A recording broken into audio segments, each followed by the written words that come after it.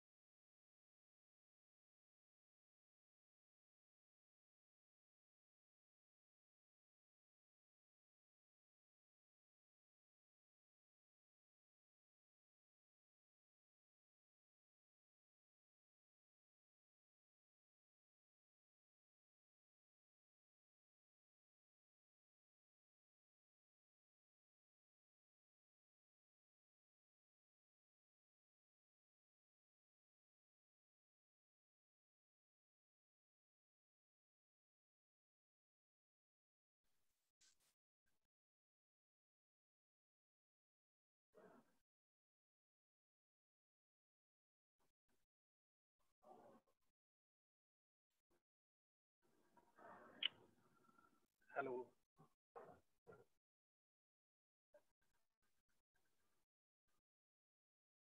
Sound confirm कर दो जी, आ रही आवाज।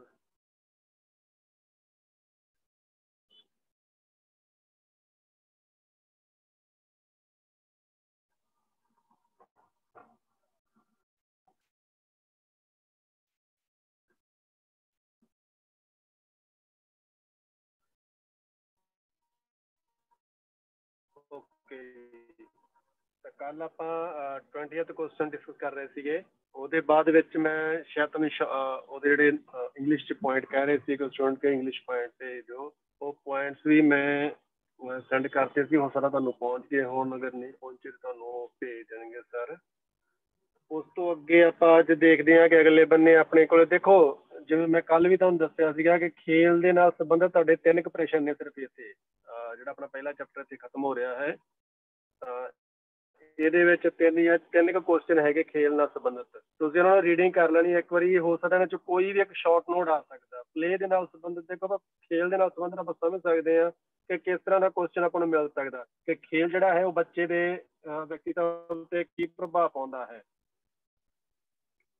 ਜਾਂ ਉਹਦੇ ਵਿਕਾਸ ਦੇ ਵਿੱਚ ਕੀ ਮਹੱਤਵਪੂਰਨ ਭੂਮਿਕਾ ਨਿਭਾਉਂਦਾ ਹੈ, ਉਸਦੇ ਬਾਰੇ ਗੱਲ ਹੋ ਸਕਦੀ ਹੈ। ਠੀਕ ਹੈ, ਤਾਂ ਤੁਸੀਂ ਇੱਕ ਦਿਮਾਗ ਦੇ ਵਿੱਚ ਰੱਖ ਲੈਣਾ ਕਿ ਖੇਲ ਨਾਲ ਸੰਬੰਧਿਤ ਅਗਰ ਕੋਈ ਪ੍ਰਸ਼ਨ ਆਉਂਦਾ ਤਾਂ ਉਸਦਾ ਅਸੀਂ ਕਿਸ ਤਰ੍ਹਾਂ ਆਂਸਰ ਬਣਾ ਸਕਦੇ ਹਾਂ।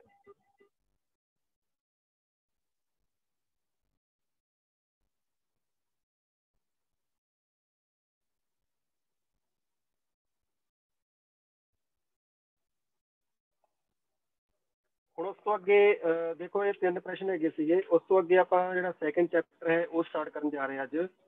ਸੈਕਿੰਡ ਚੈਪਟਰ ਜੋ ਹੈ ਬਹੁਤ ਹੀ ਇੰਪੋਰਟੈਂਟ ਹੈ ਉਹਦੇ ਵਿੱਚ ਵੀ, ਔਰ ਇਹਦੇ ਵਿੱਚ ਆਪਾਂ ਜਾ ਕੇ ਸ਼ੁਰੂ ਕਰਾਂਗੇ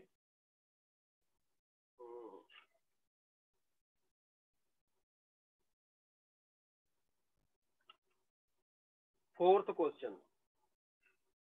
चौथा प्रश्न जो है वो आप स्टार्ट करेंगे। बाल विकास इतने आप पढ़ांगे बाल विकास 1 वर्ष की आयु में the child development in the first 12 month. पहले 12 महीनों के बच्चे के विकास किस तरह होंगे है वो बारे आप इतने डिस्कस करांगे।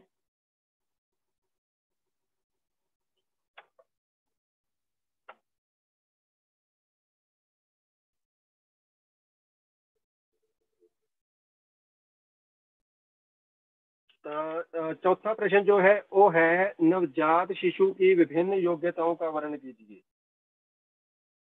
हाँ जी, DEC1 है। DEC1 बारे आप गल कर रहे हैं।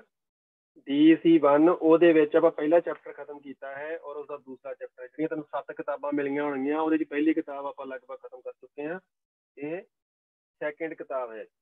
ਨਵਜਾਤ ਸ਼ਿਸ਼ੂ ਕੀ ਹੁੰਦਾ ਜੀ, ਇੱਥੇ ਇੰਗਲਿਸ਼ ਦੇ ਵਿੱਚ ਤੁਸੀਂ ਲਿਖਣਾ new net, NEONATE, new net. New net ਕਿਹਨੂੰ ਕਹਿੰਦੇ ਆ, ਜਿਹਦੀ ਉਮਰ 1 ਮਹੀਨੇ ਤੱਕ ਦੀ ਉਮਰ, 0 ਤੋਂ ਲੈ ਕੇ 1 ਮਹੀਨੇ ਤੱਕ ਦਾ ਜਿਹੜਾ ਬੱਚਾ ਹੁੰਦਾ ਨਾ ਉਹਨੂੰ ਆਪਾਂ ਨਿਊ ਨੇਟ ਕਹਿੰਦੇ ਆ। ਠੀਕ ਹੈ, ਤੇ 1 ਮਹੀਨੇ ਤੋਂ ਲੈ ਕੇ ਜਿਹੜਾ 12 ਮਹੀਨੇ ਤੱਕ ਦਾ ਜਾਂ 1 ਸਾਲ ਦਾ ਜਿਹੜਾ ਬੱਚਾ ਹੈਗਾ ਉਹਨੂੰ ਆਪਾਂ ਕਹਿੰਦੇ ਆ ਸ਼ਿਸ਼ੂ। ਠੀਕ ਹੈ ਜੀ, ਇੱਥੇ ਆਪਣੇ ਕੋਲੇ ਨਿਊ ਨੇਟ ਹੈ, ਛੋਟਾ ਬੱਚਾ। ਨਵਜਾਤ ਸ਼ਿਸ਼ੂ, ਜਦੋਂ ਨਵਜਾਤ ਲਿਖਿਆ ਹੋਗਾ, ਨਵਜਾਤ ਦਾ ਮਤਲਬ ਕਿ ਆਪਾਂ ਲੈਣਾ 0 ਤੋਂ ਲੈ ਕੇ 1 ਮਹੀਨੇ ਦਾ ਬੱਚਾ। ਉਹਦੇ ਵਿੱਚ ਕੀ ਵਿਸ਼ੇਸ਼ਤਾਵਾਂ ਹੁੰਦੀਆਂ ਨੇ ਉਹਦੇ ਬਾਰੇ ਆਪਾਂ ਡਿਸਕਸ ਕਰਨਾ ਹੈ। नवजात की योग्यताओं की व्याख्या कीजिए ਜਾਂ ਉਹਦੀਆਂ ਯੋਗਤਾਵਾਂ ਮਤਲਬ ਉਹਦੇ ਵਿੱਚ ਕੈਪੇਬਿਲਿਟੀਜ਼ ਕੀ ਹੁੰਦੀਆਂ ਨੇ ਇਸ ਉਮਰ ਦੇ ਵਿੱਚ, ਉਹ ਕੀ ਕੁਝ ਕਰ ਸਕਦਾ ਹੁੰਦਾ है। जन्म से 1 मास तक की आयु का शिशु नवजात कहलाता है, जबकि 1 महीने से 3 साल के बच्चे को हम सिर्फ शिशु कहते हैं। ठीक है, एक नवजात शिशु में बहुत सी योग्यताएं होती हैं। शिशु अनेक सुविकसित संवेदात्मक और क्रियात्मक योग्यताओं के साथ जन्म लेता है जो इस प्रकार है। ਜਿਹੜਾ ਇੱਕ ਬੱਚਾ ਪੈਦਾ ਹੁੰਦਾ ਤਾਂ ਉਹ ਕਹਿੰਦੇ ਕਿ ਕੁਛ ਨਾ ਕੁਛ ਉਹਦੇ ਵਿੱਚ ਸੰਵੇਗਾਤਮਕ ਸ਼ਕਤੀਆਂ ਹੁੰਦੀਆਂ ਨੇ, ਕੈਪੇਬਿਲਿਟੀਜ਼ ਹੁੰਦੀਆਂ ਨੇ, ਉਹਦੇ ਜਨਮ ਤੋਂ ਹੀ ਹੁੰਦੀਆਂ ਨੇ ਉਹਦੇ ਵਿੱਚ। ਠੀਕ ਹੈ, ਤੇ ਉਹਨਾਂ ਨੂੰ ਬੱਚਾ ਜਿਹੜਾ ਹੈਗਾ ਅੱਗੇ ਵਧਾਉਂਦਾ ਹੈ।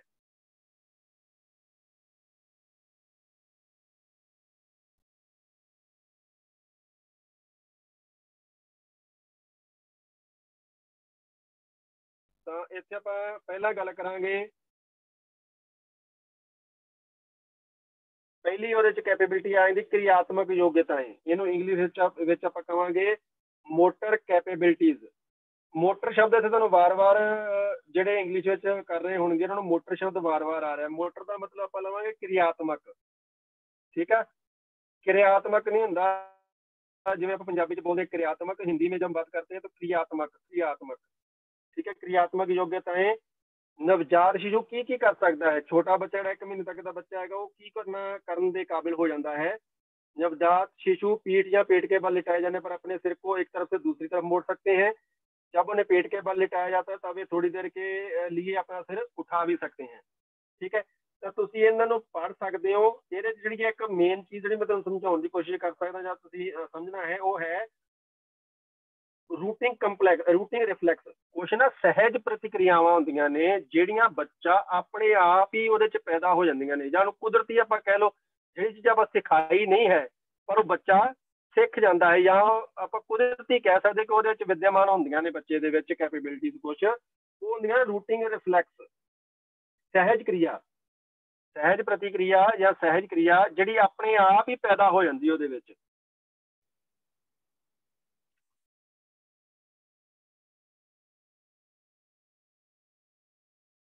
ਤਾਂ ਇਹ ਤੁਸੀਂ ਪਹਿਲਾ ਪੁਆਇੰਟ ਪੜ੍ਹ ਲੈਣਾ ਇਹਦੇ ਵਿੱਚ, ਇਹਨੂੰ ਤੁਸੀਂ ਧਿਆਨ ਵਿੱਚ ਰੱਖਣਾ। ਜਿਵੇਂ ਬੱਚੇ ਦੇ ਵਿੱਚ ਛੋਟਾ ਬੱਚਾ ਜਦੋਂ ਹੁੰਦਾ, ਜਦੋਂ ਉਹ, ਕਿਉਂਕਿ ਜਿਹੜਾ ਨਵਜਨਮਾ ਬੱਚਾ ਹੈ ਉਹਨੇ ਜਿਹੜਾ ਮਾਤਾ ਤੋਂ ਫੀਡ ਲੈਣੀ ਹੈ, ਦੁੱਧ ਲੈਣਾ ਹੈ, ਉਹਦੇ ਵਾਸਤੇ ਜਿਹੜੀ ਸਕਿੰਗ ਦੀ ਜਿਹੜੀ ਪ੍ਰਕਿਰਿਆ ਹੈ ਨਾ ਬੱਚੇ ਦੇ ਵਿੱਚ ਆਪਣੇ ਆਪ ਪੈਦਾ ਹੋ ਜਾਂਦੀ ਆ, ਉਹਨੂੰ ਕੋਈ ਸਿਖਾਉਂਦਾ ਨਹੀਂ, ਕੁਦਰਤੀ ਹੈ ਉਹਦੇ ਵਿੱਚ, ਇਹ ਰਿਫਲੈਕਸ ਹੈਗੇ ਨੇ। ਉਸ ਤੋਂ ਬਾਅਦ ਦੂਸਰਾ ਪੁਆਇੰਟ ਆਪਾਂ ਕਰਨਾ ਸੰਵੇਦੀ ਯੋਗਤਾएं। ਇੱਥੇ ਆਪਣਾ ਆ ਜਾਏਗਾ ਸੈਂਸਰ ਕੈਪੈਸਿਟੀਜ਼। ਇੰਗਲਿਸ਼ ਵਾਲੇ ਪੁਆਇੰਟ ਜਿਹੜੇ ਹੈਗੇ ਤੁਸੀਂ ਨਾਲ ਇੰਗਲਿਸ਼ ਵਿੱਚ ਲਿਖ ਸਕਦੇ ਹੋ। ਸੰਵੇਦੀ ਯੋਗਤਾएं, ਇਹਨੂੰ ਆਪਾਂ ਕਹਿੰਦੇ ਆ ਸੈਂਸਰ ਕੈਪੈਸਿਟੀਜ਼। ਠੀਕ ਹੈ, ਸੈਂਸਰ ਆਪਣੀਆਂ ਸੈਂਸਰ ਦੇ ਨਾਲ ਸੰਬੰਧਿਤ। ਸੰਵੇਦੀ ਯੋਗਤਾਵਾਂ ਕੀ ਹੁੰਦੀਆਂ ਨੇ? ਸੰਵੇਦਨਾ ਸਾਨੂੰ ਕਿੱਥੋਂ ਕਿੱਥੋਂ ਮਹਿਸੂਸ ਹੁੰਦੀ ਹੈ? ਸਾਨੂੰ ਕੋਈ ਟੱਚ ਕਰਦਾ ਉਹਨਾਂ ਸੰਵੇਦਨਾ ਮਹਿਸੂਸ ਹੁੰਦੀ ਹੈ, ਅਸੀਂ ਕੋਈ ਚੀਜ਼ ਸੁੰਘਦੇ ਹਾਂ ਉਹਨਾਂ ਸੰਵੇਦਨਾ ਮਹਿਸੂਸ ਹੁੰਦੀ ਹੈ। ਠੀਕ ਹੈ, ਦੇਖਦੇ ਹਾਂ, ਸੁਣਦੇ ਹਾਂ, ਇਹ ਸੰਵੇਦਨਾਵਾਂ ਹੁੰਦੀਆਂ ਨੇ ਸਾਡੀਆਂ। ਠੀਕ ਹੈ, ਜਿੱਥੇ ਜਿੱਥੇ ਸਾਨੂੰ ਮਹਿਸੂਸ ਹੁੰਦੀਆਂ। ਤੇ ਇਹਨਾਂ ਵਿੱਚ ਕੀ ਚੀਜ਼ਾਂ ਆਉਂਦੀਆਂ? ਗਿਆਨ ਇੰद्रियों ਨਾਲ संबंधित। संवेदी योग्यताएं किससे संबंधित होती हैं? ज्ञान इंद्रियों के साथ। तो बच्चे दी ज्ञान इंद्रियां अपने मनुख ने ज्ञान इंद्रियां किहड़ियां हैगियां ने? दृष्टि संवेदना, विजुअल सेंसेशन, श्रवण संवेदना, सुनने वाली कैपेबिलिटी, ऑडिटरी सेंसेशन, फिर है स्वाद, फिर है घ्राण, घ्राण मतलब स्मेल। ठीक है, सूंघने की शक्ति या सूंघने की संवेदना, स्पर्श संवेदना, टच सेंसेशन। तो ये कैपेबिलिटीज इन्हां च तुसीं पढ़ना है। जिवें आपां पहला पॉइंट है दृष्टि संवेदना। दृष्टि संवेदना दे विच की आ जांदा है कि तीव्र, हुण की हुंदा जिहड़े छोटे बच्चे हुंदे कई वारी आपां देखदे ना, जे एकदम उन्हां दे लागे लाइट जिहड़ी हैगी आ, तेज लाइट आवे तो अखां खोल लैंदे, पूरीआं खोल लैंदे, ਜਾਂ ਇੱਕਦਮ ਅੱਖਾਂ ਬੰਦ ਕਰਨਾ। ਜਦੋਂ ਆਪਾਂ ਨੂੰ ਚਾਨਣ ਦੇ ਵਿੱਚ ਲੈ ਕੇ ਆਉਂਦੇ ਛੋਟੇ ਬੱਚੇ ਨੂੰ, 1 ਮਹੀਨੇ ਤੱਕ ਦੇ ਬੱਚੇ ਨੂੰ ਚੁੱਕ ਕੇ ਕਈ ਵਾਰੀ ਬਾਹਰ ਲੈ ਕੇ ਜਾਂਦੇ ਤਾਂ ਉਹ ਕੀ ਕਰ ਲੈਂਦਾ? ਅੱਖਾਂ ਆਪਣੀਆਂ ਬੰਦ ਕਰ ਲੈਂਦਾ ਹੈ, ਕਿਉਂਕਿ ਉਹ ਤੇਜ਼ ਰੌਸ਼ਨੀ ਜਿਹੜੀ ਹੈਗੀ ਉਹਨੂੰ ਸਹਿਣ ਨਹੀਂ ਕਰ ਪਾਉਂਦਾ, ਉਹਦੀਆਂ ਅੱਖਾਂ ਆਪਣੇ ਆਪ ਬੰਦ ਹੋ ਜਾਂਦੀਆਂ ਨੇ। ਹੌਲੀ ਹੌਲੀ ਉਹਨਾਂ ਨੂੰ ਖੋਲਣ ਦੀ ਕੋਸ਼ਿਸ਼ ਕਰਦਾ, ਕੈਪੇਬਲ ਹੁੰਦਾ ਉਹਨਾਂ ਦੇ। ਤਾਂ ਇਹਦੇ ਨਾਲ ਬੱਚੇ ਦੇ ਵਿੱਚ ਕੀ ਹੁੰਦਾ ਹੈ? ਦ੍ਰਿਸ਼ਟੀ ਸੰਵੇਦਨਾ ਵਿੱਚ ਕਿਹੜੀ ਪੈਦਾ ਹੁੰਦੀ ਹੈ? ਹੌਲੀ ਹੌਲੀ ਬੱਚਾ ਜਿਹੜਾ ਹੈਗਾ ਅੰਧਕਾਰ ਤੇ ਪ੍ਰਕਾਸ਼ ਦੇ ਬਾਰੇ ਸਮਝਣਾ ਸ਼ੁਰੂ ਕਰ ਦਿੰਦਾ ਹੈ। ਠੀਕ ਹੈ, ਜਦੋਂ ਅਸੀਂ ਉਹਨੂੰ ਅੰਧਕਾਰ ਦੇ ਵਿੱਚ ਲੈ ਕੇ ਜਾਂਦੇ ਹਾਂ ਜਾਂ ਹਨੇਰੇ ਦੇ ਵਿੱਚ ਲੈ ਕੇ ਜਾਂਦੇ ਤਾਂ ਆਪਣੀਆਂ ਅੱਖਾਂ ਜਿਹੜੀਆਂ ਜ਼ਿਆਦਾ ਖੋਲ ਕੇ ਦੇਖਣ ਦੀ ਕੋਸ਼ਿਸ਼ ਕਰਦਾ ਹੈ। ਜਦੋਂ ਅਸੀਂ ਉਹ ਚਾਨਣ ਦੇ ਵਿੱਚ ਲੈ ਕੇ ਜਾਂਦੇ ਹਾਂ, ਪ੍ਰਕਾਸ਼ ਦੇ ਵਿੱਚ ਲੈ ਕੇ ਜਾਂਦੇ ਤਾਂ ਉਹ ਜਿਹੜੀਆਂ ਹੈਗੀਆਂ ਉਹਦੀਆਂ ਅੱਖਾਂ ਆਪਣੇ ਆਪ ਬੰਨਣੀਆਂ ਸ਼ੁਰੂ ਹੋ ਜਾਂਦੀਆਂ। ਫਿਰ ਹੌਲੀ ਹੌਲੀ ਆਪਣੇ ਆਪ ਨੂੰ ਕੈਪੇਬਲ ਕਰਦਾ ਕਿ ਮੈਂ ਚਾਨਣ ਦੇ ਵਿੱਚ ਵੀ ਦੇਖ ਸਕਾਂ।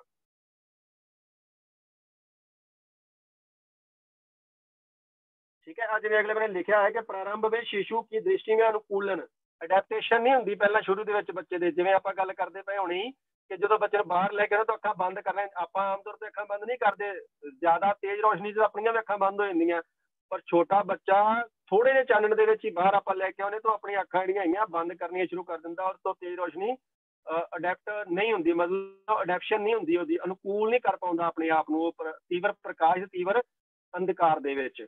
ਹੌਲੀ ਹੌਲੀ ਇੱਕ क्षमता ਜਿਹੜੀ ਹੈਗੀ, ਹੌਲੀ ਹੌਲੀ ਜਿਹੜੀ ਸ਼ਕਤੀ ਹੈਗੀ ਬੱਚੇ ਦੇ ਵਿੱਚ ਪੈਦਾ ਹੁੰਦੀ ਹੈ। ਉਸ ਤੋਂ ਬਾਅਦ ਆ ਗਈ श्रवण संवेदना। श्रवण की है? जैसे आज देखो लाइन दूसरी तीसरी लाइन है, जन्म के बाद 2 दिन तक नवजात शिशु की ध्वनि के प्रति कोई प्रतिक्रिया नहीं होती, किंतु 7वें दिन तक ध्वनि के प्रति स्पष्ट प्रतिक्रिया होने लगती है।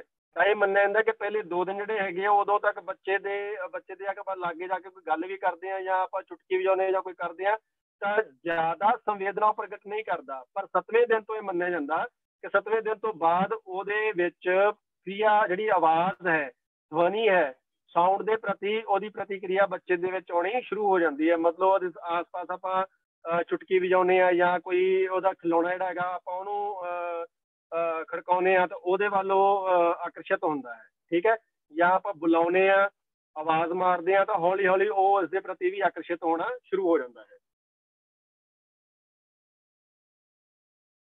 शिशु में सुनने की क्षमता जन्म के समय से ही विद्यमान रहती है, जबकि कुछ लोगों का मानना है कि शिशु 3-4 माह तक की आयु ग्रहण करने पर ही ध्वनि उद्दीपकों के प्रति आकर्षित होते हैं। उद्दीपक देखो ਆਪਾਂ शब्द कल भी गल की सी, उद्दीपक का मतलब की ਹੁੰਦਾ प्रेरणा देने वाला, मतलब ਜਿਹੜੀ चीज ਆਪਾਂ ਨੂੰ सिमुलाइज करे, एकदम ਆਪਾਂ ਨੂੰ उत्तेजित करे किसी चीज वाल। 3-4 माह की अवधि के बाद शिशु में तीव्र एवं मंद ध्वनि में अंतर करने की क्षमता आ जाती है। तीव्र, तेज, मंद, जड़ी घट शक्ति वाली आवाज। शिशु के श्रवण इंद्रिय के पूर्णतः विकसित होने पर ही ध्वनि संवेदना ठीक प्रकार से देखी से होती है। हुण देखो श्रवण इंद्रिय लिखा है, श्रवण इंद्रिय का मतलब कि श्रवण इंद्री का मतलब कि जितों आप सुनते हैं आप किन्हां नाल, कन्नां नाल, तो श्रवण इंद्री लिखा है। शिशु के कान भी लिख सकते हैं। आगे आ गया स्वाद संवेदना, टेस्ट सेंसेशन। शिशु जन्म के कुछ ही घंटों के पश्चात मीठा, कड़वा एवं खारेपन व नमकीन जैसी उत्तेजनाओं में विभेदन करना लग जाता है। ठीक है, तो यह शक्ति तुसीं ध्यान में रखनी है कि बच्चे के जन्म तो थोड़े चिर बाद ही ਉਹਦੇ ਵਿੱਚ मिठा, कड़वा, खारा ਜਾਂ नमकीन ਜਿਹੜਾ ਹੈਗਾ ਉਹ टेस्ट ਉਹ फील करने शुरू कर ਦਿੰਦਾ है।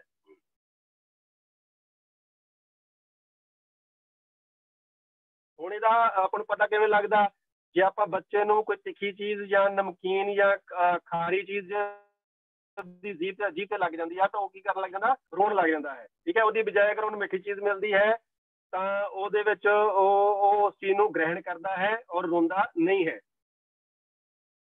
अगला आ गया घ्राण संवेदना, सूंघने की शक्ति या सूंघने की संवेदना। नवजात शिशुओं में घ्राण संवेदना पाई जाती है या नहीं, ये संदर्भ में विचारकों में मतभेद है। देखो ये चीज आप भी समझ सकते हैं, क्योंकि जी सूंघण की शक्ति है ना, सूंघण की शक्ति जब आप भी अपने आप आस पास महसूस करिए कि असी जो कोई चीज बैड स्मैल आप लेने तो की ਹੁੰਦਾ कि अपने चेहरे के हाव भाव बदल जाते हैं। ठीक है, असं कि बोल के दस सकते हैं, पर जो छोटा बच्चा 1 महीने का बच्चा वो अजे इन्ने काबिल नहीं होया कि वो अगर उन्होंने कोई बुरी स्मैल आती है तो वो उसको दस सके। ठीक है, तो इतने मतभेद भी और है भी स्पष्ट, क्योंकि तुम भी देखते होगे अपने घर के जो छोटे बच्चे 1 महीने तक के बच्चे है उन्होंने जी सूंघण की शक्ति हैगी आप ये नहीं कह सकते हैगी या नहीं हैगी। ठीक है, क्योंकि वो प्रतिक्रिया घट देंगे ने। शिशु की नाक में विभिन्न प्रकार की गंधों का प्रयोग करके यह देखा गया कि शिशु की गंध के प्रति कोई प्रतिक्रिया नहीं पाई गई। शिशु में कुछ प्रतिक्रिया दिखाई भी पड़ी जो कि गंध संवेदना के कारण ना होकर स्पर्श संवेदना के प्रतिफल थी। मतलब इतने आप की कह सकते हैं कि 1 महीने तक बच्चे दे विच जिहड़ी सूंघण की शक्ति है वो ना मात्र ही हुंदी है या उन्होंने आप परिभाषित नहीं कर सकते। 2-3 माह की अवधि में गंध विभेदीकरण मतलब चंगे ते बुरी स्मैल जिहड़ी हैगी है बच्चे नूं महसूस होने लग जाती है, और 1 वर्ष तक की अवधि में यह क्षमता पूर्णतः ग्रहण कर लेता है। ठीक है जी, इन्ना की तुसीं इहदे विच लिख लोगे बहुत हो जाएगा। अगे है स्पर्श संवेदना। स्पर्श संवेदना के देखो ये चीज तुसीं महसूस करोगे कि बच्चा जन्म तो थोड़े चिर बाद ही अपनी मां का, क्योंकि सब तो पहला वो टच ਉਹਦੀ माता ही आती है, तो अपनी माता का स्पर्श ਜਿਹੜਾ ਹੈਗਾ ना वो सब तो पहला फील करता है और उस स्पर्श ਨੂੰ वाकई महसूस करता और उन्होंने भुलता नहीं। स्पर्श संवेदना के अंतर्गत मुख्यतः रूप से दर्द, पीड़ा, सर्दी व गर्मी की संवेदनाओं का उल्लेख किया जाता है। स्पर्श संवेदना शिशु में जन्म के समय से विद्यमान रहती है। ठंडे पानी से नहलाने पर शिशु का रोना एवं गुनगुने पानी से नहलाने पर शिशु की सुखद अनुभूति सर्दी एवं गर्मी की संवेदना को प्रमाणित करती है। शरीर के विभिन्न अंगों में संवेदनशीलता अलग अलग पाई जाती है। ठीक है, जो छोटा बच्चा भी है जो 1 महीने का, क्योंकि आम तौर पर अपने घर की होंगे कि 13 दिनों के बाद बच्चे को नवाया जाता है। ठीक है, और उदों आप कोशिश करते कि जो पानी हो निग्गा पानी हो, अगर बिल्कुल ठंडे पानी ना उन्होंने नहाने की कोशिश करांगे तो वो रोएगा। तो ये नॉर्मल जी चीज़ां हैं जो आप अपने घर महसूस करते हैं, देखते हैं, उन्होंने बारे आप लिखना है। तो ये अपना पहला क्वेश्चन है। इत्थे ध्यान की देना है, ये आप किहदे बारे गल करते पे सीगे, नवजात शिशु बारे। नवजात शिशु किहड़ा हुंदा, डिवाइड कर लो अपने दिमाग दे विच। नवजात शिशु किहनूं कहंदे इंग्लिश दे विच, न्यूनेट। ठीक है, इंग्लिश आपां नूं की कहंदे न्यूनेट, और ओदी आयु वर्ग की हैगा, उम्र वर्ग की हैगा न्यूनेट दा, नवजात बच्चे दा किन्नी उम्र तक आपां कहंदे न्यूनेट 0 तो लैके 1 महीने तक। 0 ਤੋਂ ਲੈ ਕੇ 1 ਮਹੀਨੇ ਤੱਕ ਦਾ ਬੱਚਾ ਨਵਜਾਤ ਕਿਹਾ ਜਾਂਦਾ।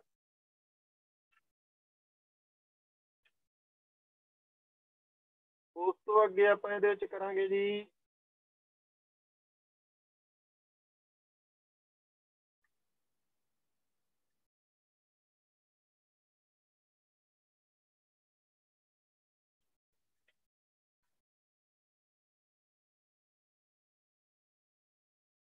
प्रश्न नंबर 9। 9 नंबर प्रश्न है, एक शिशु की देखभाल आप कैसे करेंगे, विस्तार से वर्णन कीजिए। एक शिशु को किस प्रकार की शारीरिक देखभाल की आवश्यकता होती है। ठीक है,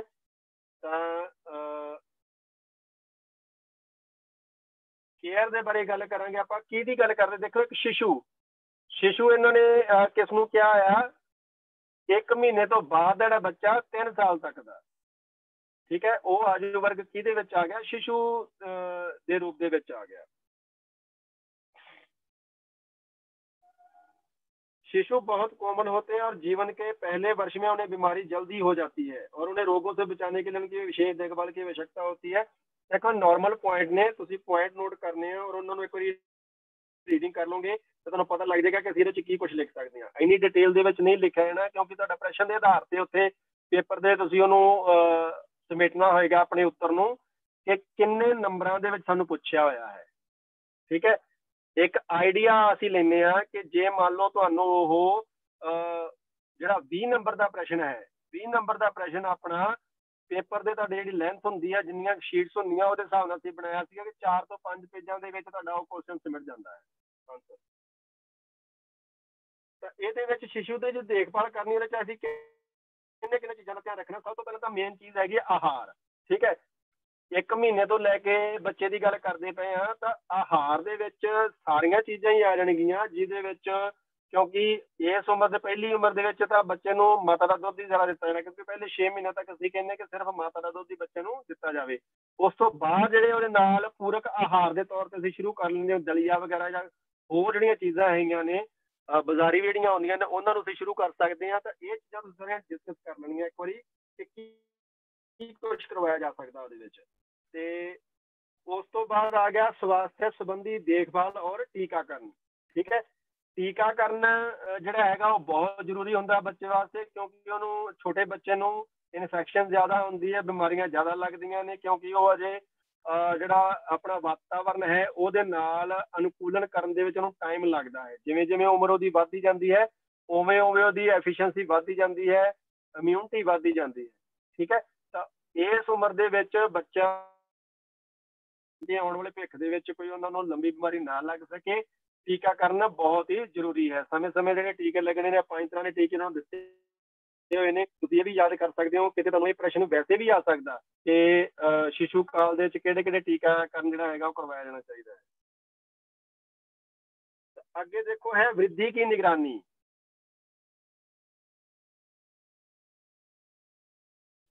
ऑब्जर्वेशन ऑफ ग्रोथ। वृद्धि ਆਪਾਂ ਕੀ ਪੜਿਆ ਸੀ, ਗਰੋਥ। ਠੀਕ ਹੈ, ਵ੍ਰਿद्धि ਕਿਹਦੇ ਨਾਲ ਸੰਬੰਧਿਤ ਹੈ, ਸਰੀਰਕ ਵਾਧੇ ਨਾਲ ਸੰਬੰਧਿਤ ਹੈ। ਸਰੀਰ ਦੇ ਵਾਧੇ ਨਾਲ ਸੰਬੰਧਿਤ ਉਹਦੀ ਲੰਬਾਈ ਦੇ ਨਾਲ, ਉਹਦੇ ਹੱਥਾਂ ਪੈਰਾਂ ਦੀ ਲੰਬਾਈ ਦੇ ਨਾਲ, ਠੀਕ ਹੈ, ਉਹਦੇ ਧੜ ਦੀ ਲੰਬਾਈ ਦੇ ਨਾਲ, ਉਹਦੇ ਸਿਰ ਦੀ ਚੌੜਾਈ ਦੇ ਨਾਲ। ਉਹਦਾ ਸਿਰ ਜਿਹੜਾ ਹੈਗਾ ਉਹ ਚੌੜਾ ਹੋਣਾ ਸ਼ੁਰੂ ਹੋ ਜਾਂਦਾ, ਉਹਦੀ ਵੀ ਉਹਦਾ ਵੀ ਮਾਪ ਹੁੰਦਾ ਹੈ। ਜਿਹੜੀਆਂ ਬਾਹਾਂ ਨੇ ਬੱਚੇ ਦੀਆਂ, ਕਲਾਈਆਂ ਨੇ, ਉਹਨਾਂ ਦਾ ਵੀ ਮਾਪ ਹੁੰਦਾ ਹੈ। ਠੀਕ ਹੈ, ਉਹਦੇ ਧੜ ਦਾ ਮਾਪ, ਉਹਦੇ ਲੱਤਾਂ ਦਾ ਮਾਪ, ਤਾਂ ਕਿ ਬੱਚੇ ਦੇ ਵਿੱਚ ਸਾਨੂੰ ਪਤਾ ਹੈ ਕਿਹੜਾ ਕੇਅਰ ਟੇਕਰ ਹੈ, ਕੇਅਰ ਗਿਵਰ ਹੈ, ਜਿਹੜਾ ਚਾਹੇ ਤੁਸੀਂ ਇੱਕ ਸਕੂਲ ਦੇ ਵਿੱਚ ਜਿਹੜਾ ਪ੍ਰਾਇਮਰੀ ਟੀਚਰ ਦੇ ਤੌਰ ਤੇ ਲੈ ਲਓ, ਚਾਹੇ ਉਹਦੀ ਮਾਤਾ ਦੇ ਤੌਰ ਤੇ ਲੈ ਲਓ, ਜਿਹੜਾ ਵੀ ਬੰਦਾ ਉਹਦੀ ਕੇਅਰ ਕਰ ਰਿਹਾ ਹੈ ਉਹਨੂੰ ਇਹਨਾਂ ਚੀਜ਼ਾਂ ਦਾ ਪਤਾ ਹੋਣਾ ਚਾਹੀਦਾ ਕਿ ਵ੍ਰਿद्धि ਜਿਹੜੀ ਹੈਗੀ, ਗਰੋਥ ਜਿਹੜੀ ਹੈਗੀ, ਏਜ ਦੇ ਹਿਸਾਬ ਨਾਲ ਕਿੰਨੀ ਕਿੰਨੀ ਹੋਣੀ ਚਾਹੀਦੀ ਹੈ, ਕਿਸ ਏਜ ਦੇ ਵਿੱਚ ਬੱਚੇ ਦੀ ਉਚਾਈ ਲੰਬਾਈ ਕਿੰਨੀ ਹੋਣੀ ਚਾਹੀਦੀ ਹੈ, ਉਹਦਾ ਧਿਆਨ ਰੱਖਿਆ ਜਾਣਾ ਚਾਹੀਦਾ ਹੈ। ਠੀਕ ਹੈ ਜੀ, ਇਹ ਪੁਆਇੰਟ ਆਪਾਂ ਇੱਥੇ ਇਹਦੇ ਵਿੱਚ ਇਹ ਡਿਸਕਸ ਕਰਾਂਗੇ। वृद्धि की निगरानी, ऑब्जर्वेशन ऑफ ग्रोथ। ये 3 पॉइंट हो गए ਤੁਹਾਡੇ। ਪਹਿਲਾ ਪੁਆਇੰਟ ਆ ਗਿਆ ਇਹਦੇ ਵਿੱਚ ਆਹਾਰ ਨਾਲ ਸੰਬੰਧਿਤ, ਦੂਸਰਾ ਉਹਦੇ ਸਵਾਸਥ ਸੰਬੰਧੀ ਦੇਖਭਾਲ ਔਰ ਟੀਕਾਕਰਨ, ਤੀਸਰਾ ਆ ਗਿਆ वृद्धि की निगरानी। ਤਾਂ ਇਹ ਪੁਆਇੰਟ ਸੀ ਆਪਣਾ। ਉਸ ਤੋਂ ਅੱਗੇ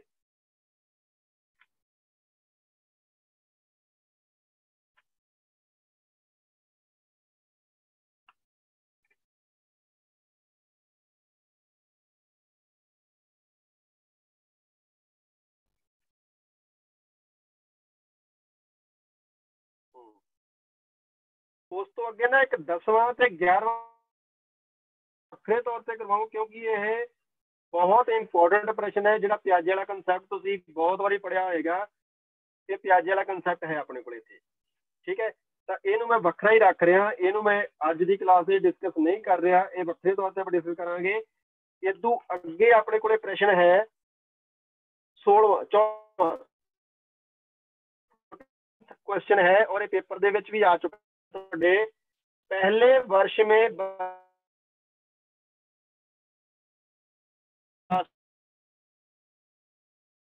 या शिशुओं की क्षमता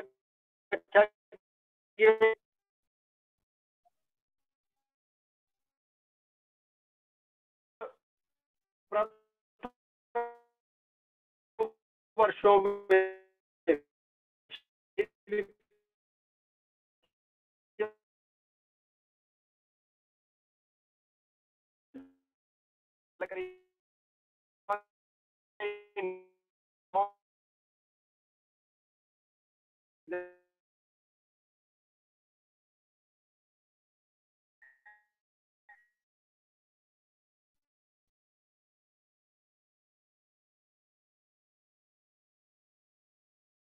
बाद बच्चा अपना पहला शब्द बोलना शुरू कर देता है।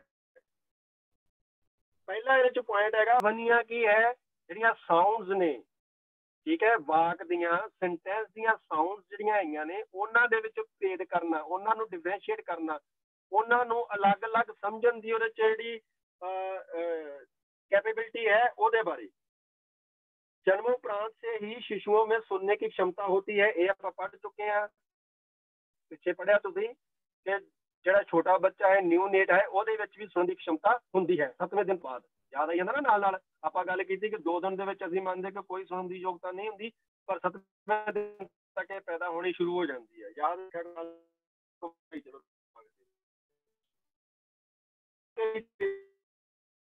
चीजों में सुनने की क्षमता होती है, ध्वनि किस दिशा से आ रही है।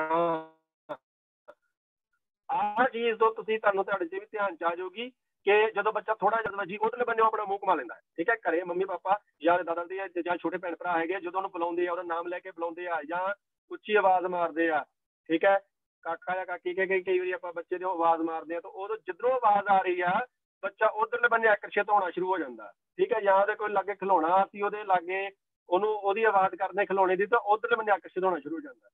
तो दिशा जिहड़ी हैगी है बच्चे नूं वो समझ विच आउणी शुरू हो जाती है।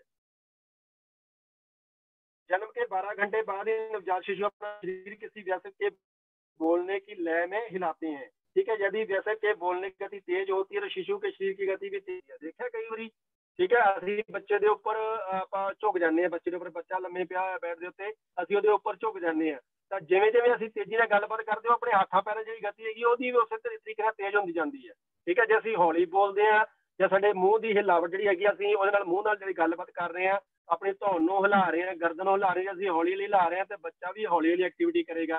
ਜੇ ਅਸੀਂ ਉਹਨੂੰ ਤੇਜ਼ ਤੇਜ਼ ਕਰਦੇ ਕਿ ਬੱਚੇ ਦੀ ਐਕਟੀਵਿਟੀ ਵੀ ਤੇਜ਼ ਹੁੰਦੀ ਜਾਂਦੀ ਹੈ, ठीक है। वे यह प्रतिक्रिया किसी भी भाषा की ओर दिखाते हैं, परंतु वे उन ध्वनियों की ओर प्रतिक्रिया नहीं दिखाते जो मानव भाषा से नहीं मिलती। अध्ययनों से यह भी पता चलता है कि नवजात शिशु वाद्य संगीत की अपेक्षा स्वर संगीत में अधिक रुचि दिखाते हैं।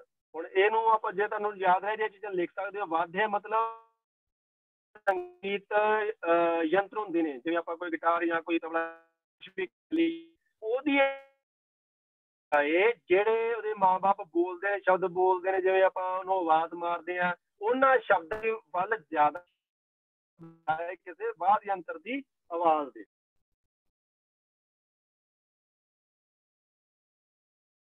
शिशुओं में ध्वनि विभेदीकरण की अनोखी क्षमता होती है। 3 माह के शिशु यह समझते हैं कि बोले गए शब्द वक्ता के होठों के हिलने से मेल खाते हैं और वह व्यक्ति विशेष की आवाज को उसके चेहरे से मिला सकते हैं। विभिन्न ध्वनियों के बीच विभेदीकरण करने की यह क्षमता बहुत ही तेजी से विकसित होती है। 6 महीने के शिशु बोल तो नहीं सकते पर वे कुछ शब्दों को समझने लगते हैं, ठीक है। देखो जिवें 6 महीने तो बाद बच्चे नूं की असीं किसी चीज़ वाल आकर्षित करवा सकते हैं, जिवें हौली हौली ਅਸੀਂ ਬੱਚੇ ਨੂੰ ਸਭ ਤੋਂ ਸਾਡੇ ਘਰਾਂ ਦੇ ਵਿੱਚ ਆਮ ਤੌਰ ਤੇ ਸਭ ਤੋਂ ਪਹਿਲੀ ਚੀਜ਼ ਕੀ ਸਿਖਾਈ ਜਾਂਦੀ ਆ? पंखा।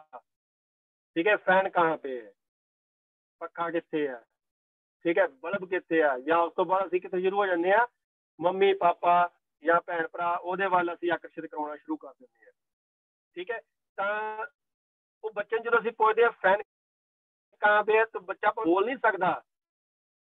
ਉਹ ਚੀਜ਼ ਦੇ ਨਾਲ ਅਸੀਂ ਰਿਲੇਟ ਕਰ ਦਿੱਤਾ ਕਿ ਫੈਨ ਦਾ ਮਤਲਬ ਉੱਪਰ ਛੱਤ ਵੱਲ ਵੇਖਣਾ ਹੈ। ਠੀਕ ਹੈ, ਤਾਂ ਇਹ ਚੀਜ਼ਾਂ ਕੀ ਹੋ ਗਿਆ ਵੀ ਭੇਦ ਕਰਨਾ ਸ਼ੁਰੂ ਕਰ ਦਿੱਤਾ ਉਹਨੇ, ਪੱਖੇ ਵੱਲ, ਉਹਦੇ ਮੰਮੀ ਪਾਪਾ ਵੱਲ, ਠੀਕ ਹੈ, ਔਰ ਜਿਹੜਾ ਬਲਬ ਹੈ ਉਹਦੇ ਵੱਲ, ਲਾਈਟ ਵੱਲ, ਇਹਨਾਂ ਚੀਜ਼ਾਂ ਵੱਲ ਅਸੀਂ ਭੇਦ ਕਰਾਉਣਾ ਬੱਚੇ ਨੂੰ ਸ਼ੁਰੂ करवा चुके हैं। अधिकांश यह लोग यह समझते हैं कि भाषा के विकास तब होता है जब बच्चे शब्द बोलना शुरू करते हैं, जो कि पहले वर्ष के आसपास होता है, परंतु यह सही नहीं है। पहले वर्ष में शिशु वाग्ध्वनि और भेदी करना सीख जाते हैं। जी सर 8 मिनट रह गए नहीं क्लास ਨੂੰ ਦੁਬਾਰਾ ਰੀਜਨ ਕਰਾਣਾ ਹੈ? नहीं, मैं ਇਹਨੂੰ ਕਰਦਾ ਕੰਸੈਪਟ ਨੂੰ ਪੂਰਾ ਜੀ। ਠੀਕ ਹੈ, ਹਾਂਜੀ, ਇਹ ਆਪਣਾ ਪਹਿਲਾ ਪੁਆਇੰਟ ਹੈਗਾ ਸੀ ਵਾਗਧਵਨੀਆਂ ਕੇ बीच भेदीकरण। ਤੁਸੀਂ ਇਹਨੂੰ ਪੜ੍ਹ ਲੈਣਾ। ਅਗਰ ਤੁਹਾਨੂੰ ਕੋਈ ਦਿੱਕਤ ਲੱਗੇ ਤੁਸੀਂ ਉਹਦਾ ਕੁਐਸਚਨ ਆਪਦਾ ਪ੍ਰਸ਼ਨ ਜਿਹੜਾ ਹੈਗਾ ਛੱਡ ਸਕਦੇ ਹੋ ਮੈਸੇਜ ਦੇ ਰੂਪ ਦੇ ਵਿੱਚ। ਦੂਸਰਾ ਪੁਆਇੰਟ ਬਹੁਤ ਇੰਪੋਰਟੈਂਟ ਹੈਗਾ, ਇਹਦੇ ਤੇ ਵੱਖਰਾ ਪ੍ਰਸ਼ਨ ਆ ਸਕਦਾ, ਇਹਦੇ ਚੋਂ ਕੋਈ ਵੀ ਟੌਪਿਕ ਆ ਸਕਦਾ ਹੈ। ਪਹਿਲਾ ਹੈਗਾ ਰੋਣਾ। ਰੋਣੇ ਬਾਰੇ ਤਾਂ ਤੁਹਾਨੂੰ ਕੋਈ ਜ਼ਿਆਦਾ ਸਮਝਾਉਣ ਦੀ ਲੋੜ ਨਹੀਂ ਹੈਗੀ ਕਿ ਬੱਚੇ ਨੂੰ ਜਦੋਂ ਕੋਈ ਅਨੁਚਿਤ ਪ੍ਰਤੀਕਿਰਿਆ ਹੁੰਦੀ ਉਹਦੇ 'ਚ, ਅਨੁਚਿਤ ਕ੍ਰਿਆ ਹੁੰਦੀ ਉਹਦੇ ਨਾਲ, ਤਾਂ ਉਹ ਉਹਦੇ ਵਿਰੋਧ ਦੇ ਵਿੱਚ ਰੋਣਾ ਸ਼ੁਰੂ ਕਰ ਦਿੰਦਾ। ਤੁਸੀਂ ਇਹਨੂੰ ਪੜ੍ਹ ਸਕਦੇ ਹੋ। ਦੂਸਰਾ ਹੈਗਾ ਕੂਜਨ। ਜਿਵੇਂ ਬੱਚਾ ਇਸ ਤਰ੍ਹਾਂ ਦੀ ਧੁਨੀ ਕੱਢਦਾ ਹੈ, ਉਹਨੂੰ ਕੂਜਨ ਕਿਹਾ ਜਾਂਦਾ। ਠੀਕ ਹੈ, ਰੋਣ ਤੋਂ ਇਲਾਵਾ ਇੱਕ ਤਾਂ ਤਿੱਖਾ ਰੋਣਾ ਹੁੰਦਾ, ਇੱਕ ਜਦੋਂ ਬੱਚਾ ਜਿਹਨੂੰ ਪੰਜਾਬੀ 'ਚ ਆਪਾਂ ਕਹਿੰਦੇ ਆ ਰੀ ਕਰਨਾ। ਠੀਕ ਹੈ, ਉਹ ਹੋਗਾ ਕੂਜਨ। ਇਹਨੂੰ ਪੁਆਇੰਟ ਨੂੰ ਤੁਸੀਂ ਪੜ੍ਹਨਾ। ਇਹਦੇ ਤੇ ਵੱਖਰਾ ਪ੍ਰਸ਼ਨ ਆ ਚੁੱਕਾ ਹੈ ਪੇਪਰ ਦੇ ਵਿੱਚ ਕਿ ਕੂਜਨ की स्थिति क्या होती है, ਕੂਜਨ क्या होता है। ਜਾਂ ਅੱਗੇ ਬਾਲਾਲਾਪ। ਬਾਲਾਲਾਪ ਕੀ ਹੁੰਦਾ ਵੀ ਜਿਵੇਂ ਇਹਦੇ ਵਿੱਚ ਉਦਾਹਰਨ ਦੇ ਤੌਰ ਤੇ ਕਿ ਦਾ ਦਾ ਦਾ ਦਾ ਦਾ ਦਾ ਪਾ ਪਾ ਪਾ ਪਾ ਪਾ ਪਾ ਮਾ ਮਾ ਮਾ ਮਾ, ਬੱਚੇ ਐ ਬੋਲਣਾ ਸ਼ੁਰੂ ਕਰ ਦਿੰਦੇ ਆ, ਕਾ ਕਾ ਕਾ ਕਾ ਕਾ ਕਾ ਕਾ ਐ ਕਰਨ ਲੱਗ ਜਾਂਦੇ ਆ ਬੱਚੇ। ਠੀਕ ਹੈ, ਇਹ ਬਾਲਾਲਾਪ ਹੁੰਦਾ ਕਿ ਆਪਣੇ ਆਪ ਬਾਲ ਦੀ ਅਵਸਥਾ ਦੇ ਵਿੱਚ ਬਾਲ ਦਾ ਆਲਾਪ। ਠੀਕ ਹੈ, ਵੀ ਬੱਚਾ ਆਪਣੀ ਮੌਜ ਦੇ ਵਿੱਚ ਕੋਈ ਨਾ ਕੋਈ ਗੱਲਾਂ ਕਰਦਾ ਹੈ, ਉਹ ਇੱਥੇ ਬਾਲਾਲਾਪ ਦੇ ਤੌਰ ਤੇ ਆ ਜਾਏਗਾ। ਇਹਦੀ ਉਮਰ ਵਰਗ ਦੇਖ ਲੈਣਾ ਤੁਸੀਂ ਕਿ ਕੂਜਨ ਕਦੋਂ करता बच्चा? 1 महीने की उम्र तक। ठीक है, फिर 6 से 10 महीने बीच में बच्चा बालालाप बालालाप करना शुरू कर देते हैं। वे स्वर और व्यंजन के मिश्रण से माँ, दा, के, ने जैसे अधूरे शब्द बोलते हैं और उन्हें बार बार दोहराते हैं। जैसे कि हमें दा दा दा दा कई बार चीज़ां ਅਸੀਂ ਸਿਖਾਉਂਦੇ ਵੀ ਹਾਂ। ਬੱਚੇ ਦਾ ਮੂੰਹ ਖੁੱਲਾ ਹੁੰਦਾ, ਅਸੀਂ ਉਹਦੇ ਤੇ ਹੱਥ ਰੱਖ ਕੇ ਆ ਜਿਵੇਂ ਆਵਾਜ਼ ਆਉਂਦੀ ਆ, ਤਾਂ ਇਹ ਚੀਜ਼ਾਂ ਭਾਸ਼ਾ ਹੀ ਸਿੱਖਦਾ ਬੱਚਾ ਹੈ। ਠੀਕ ਹੈ, ਵੀ ਭਾਸ਼ਾ ਸਿਖਾਉਣ ਦਾ ਇੱਕ ਢੰਗ ਹੈ। ਬੱਚੇ ਦੇ ਮੂੰਹ ਚੋਂ ਆਵਾਜ਼ਾਂ ਨਿਕਲਣੀਆਂ ਸ਼ੁਰੂ ਹੋ ਜਾਂਦੀਆਂ, ਫਿਰ ਉਹਨੂੰ ਇਸ ਚੀਜ਼ ਦੀ ਆਦਤ ਬਣ ਜਾਂਦੀ ਹੈ।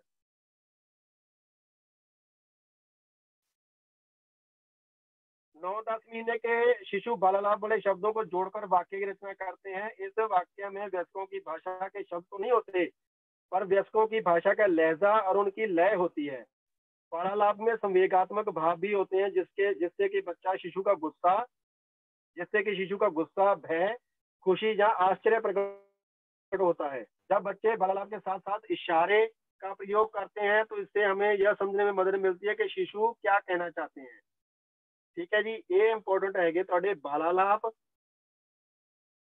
ਹੁਣ ਪ੍ਰਾਰੰਭਿਕ ਸ਼ਬਦ, ਇਹਨੂੰ ਤੁਸੀਂ ਪੜ੍ਹ ਲੈਣਾ ਕਿ ਪ੍ਰਾਰੰਭਿਕ ਸ਼ਬਦ ਬੱਚੇ ਦੇ ਕਿਹੜੇ ਹੁੰਦੇ ਆ। 1 ਸਾਲ ਦੀ ਉਮਰ ਤੱਕ ਜਾਂਦੇ ਅੰਦਰ ਬੱਚਾ ਬੋਲਣਾ ਸ਼ੁਰੂ ਕਰ ਦਿੰਦਾ, ਜਿਵੇਂ ਮੰਮਾ, ਪਾਪਾ। ਠੀਕ ਹੈ, ਤਾਂ ਇਸ ਤਰ੍ਹਾਂ ਦੇ ਸ਼ਬਦ ਜਿਹੜੇ ਹੈਗੇ ਨੇ ਕੁਝ ਖਾਸ ਉਹ ਬੱਚੇ ਦੇ ਆਪਾਂ ਪ੍ਰਾਰੰਭਿਕ ਸ਼ਬਦ ਮੰਨ ਲੈਂਦੇ।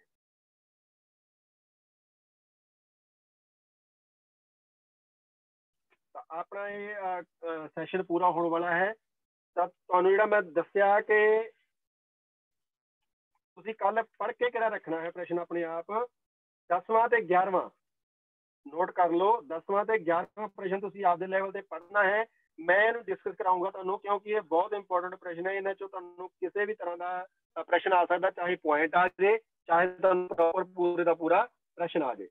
ਠੀਕ ਹੈ ਜੀ, ਇਸ ਤੋਂ ਇਲਾਵਾ ਵੀ ਅਗਰ ਤੁਸੀਂ ਇਹ ਨਾ ਸੋਚੋ ਕਿ ਜੋ ਮੈਂ ਕਈ ਵਾਰ ਤੁਸੀਂ ਉਹਨੇ ਤੇ ਧਿਆਨ ਦੇਣਾ, ਤੁਸੀਂ ਆਪ ਵੀ ਰੀਡਿੰਗ ਰੱਖੋ। ਜੋ ਆਪਾਂ ਕੱਲ ਪੜ੍ਹ ਲੈਂਦੇ ਹਾਂ ਉਹਨੂੰ ਨਾਲ ਦੀ ਨਾਲ ਰਿਵਾਈਜ਼ ਜ਼ਰੂਰ ਕਰੀ ਚੱਲੋ, ਤਾਂ ਕਿ ਤੁਹਾਨੂੰ ਗਾਂ ਪ੍ਰੋਬਲਮ ਨਾ ਆਵੇ ਪੇਪਰ ਦੇ ਲਾਗੇ ਜਾ ਕੇ। ਤੇ ਇੱਕ ਚੀਜ਼ ਹੋਰ, ਅਗਰ ਤੁਸੀਂ ਕੁਝ ਆਪਦੇ ਲੈਵਲ ਤੇ ਪੜ੍ਹਦੇ ਹੋ ਉਹਦੇ ਤੁਹਾਨੂੰ ਕੋਈ ਦਿੱਕਤ ਆਉਂਦੀ ਹੈ ਤੁਸੀਂ ਉਹਦਾ ਵੀ ਕੁਐਸਚਨ ਛੱਡ ਸਕਦੇ ਹੋ ਜਾਂ ਤੁਸੀਂ ਉਹਦੀ ਆਡੀਓ ਰਿਕਾਰਡ ਕਰ ਲਓ ਕਿ ਸਰ ਸਾਨੂੰ ਇਸ ਚੀਜ਼ ਦੀ ਪ੍ਰੋਬਲਮ ਆਉਂਦੀ ਹੈ। ਕਿਹੜੇ ਕੁਐਸਚਨ ਦਾ ਟੌਪਿਕ ਕਹਿੰਦੇ? ਇਹ ਟੌਪਿਕ ਹੈਗਾ ਆਪਣਾ ਸੰਵੇਗਾਤਮਕ ਵਿਕਾਸ, ਜਿਹਦੇ ਵਿੱਚ ਆਪਾਂ ਪਿਆਜੇ ਦੀ ਥਿਊਰੀ ਜਿਹੜੀ ਹੈਗੀ 4 ਉਪ ਅਵਸਥਾਵਾਂ ਉਹਨਾਂ ਬਾਰੇ ਗੱਲ ਕਰਾਂਗੇ। 4 ਸਟੇਜਸ ਨੇ ਉਹਦੀਆਂ, 4 ਸਟੇਜਸ ਨੇ ਉਹਦੀਆਂ ਪਿਆਜੇ ਦੇ ਕੰਸੈਪਟ ਦੀਆਂ ਕੋਗਨੀਟਿਵ ਬਿਹੇਵੀਅਰ ਦੇ ਉੱਤੇ। ਕੋਗਨੀਟਿਵ ਡਿਵੈਲਪਮੈਂਟ ਔਰ ਇਹਦਾ ਕੰਸੈਪਟ ਹੈਗਾ ਪਿਆਜੇ ਦਾ ਕੋਗਨੀਟਿਵ ਡਿਵੈਲਪਮੈਂਟ ਦੇ ਸੰਬੰਧ ਦੇ ਵਿੱਚ। 11ਵਾਂ ਸੰਗਿਆਨ ਦੇ ਨਾਲ ਸੰਬੰਧਿਤ ਪ੍ਰਸ਼ਨ ਹੈ। ਪਿਆਜੇ ਦੀ ਥਿਊਰੀ ਹੈ, ਉਹਦੀਆਂ 4 ਉਪ ਅਵਸਥਾਵਾਂ ਨੇ, ਸਬ ਸਟੇਜਸ ਹੈਗੀਆਂ ਨੇ 4, ਉਹਨਾਂ ਦੇ ਬਾਰੇ ਆਪਾਂ ਡਿਸਕਸ ਕਰਾਂਗੇ। ਠੀਕ ਹੈ ਜੀ, ਹੁਣ ਆਪਣਾ ਸੈਸ਼ਨ ਲਗਭਗ ਪੂਰਾ ਹੋ ਚੁੱਕਿਆ ਹੈ। ਤੇ ਤੁਸੀਂ ਜਿਹੜੀ ਮੈਂ ਤੁਹਾਨੂੰ ਅੱਗੇ ਗੱਲ ਕਹੀ ਹੈ ਕਿ ਅਗਰ ਤੁਹਾਨੂੰ ਆਪਣੇ ਆਪ ਪੜ੍ਹਨ ਦੇ ਵਿੱਚ ਕੋਈ ਦਿੱਕਤ ਆਉਂਦੀ ਆ, ਇੰਗਲਿਸ਼ ਵਾਲੇ ਸਟੂਡੈਂਟ ਜਿੰਨੀ ਤੁਹਾਡੀ ਮੈਂ ਮਦਦ ਕਰ ਸਕਦਾ ਮੈਂ ਉਹਨੂੰ ਜ਼ਰੂਰ ਕਰੂੰਗਾ। ਤੁਹਾਨੂੰ ਪੁਆਇੰਟ ਤੁਹਾਨੂੰ ਮਿਲਦੇ ਰਹਿਣਗੇ। ਜਿਹੜੇ ਕੁਐਸਚਨ ਦੇ ਤੁਹਾਨੂੰ ਪੁਆਇੰਟ ਚਾਹੀਦੇ ਆ, ਕਿ ਲੱਗਦਾ ਤੁਹਾਨੂੰ ਦਿੱਕਤ ਆ ਰਹੀ ਆ, ਮੈਨੂੰ ਉਹ ਕੁਐਸਚਨ ਸੈਂਡ ਕਰਵਾ ਦਿਓ। ਕੋਸ਼ਿਸ਼ ਕਰਿਆ ਕਰੋ ਕਿ ਤੁਸੀਂ ਰਿਕਾਰਡਿੰਗ ਕਰਕੇ ਆਪਣੀ ਸਾਊਂਡ ਆਪਦੀ ਆਵਾਜ਼ ਰਿਕਾਰਡਿੰਗ ਕਰਕੇ, ਵੌਇਸ ਰਿਕਾਰਡਿੰਗ ਕਰਕੇ ਤੇ ਉਹ ਛੱਡ ਦਿਓ ਸਰ ਦੇ ਨੰਬਰ ਦੇ ਉੱਤੇ, ਮੈਨੂੰ ਪਹੁੰਚ ਜਾਏਗੀ। ਠੀਕ ਹੈ ਜੀ, ਪੁਆਇੰਟ ਤੁਹਾਨੂੰ ਇੰਗਲਿਸ਼ 'ਚ ਮਿਲ ਜਾ ਕਰਨਗੇ।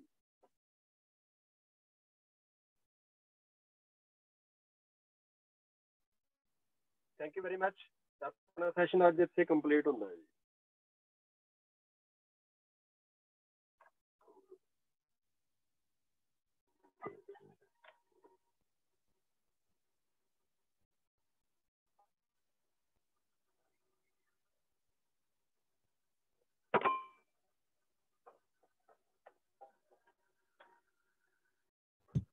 सर फिर आप एंड कर दिए?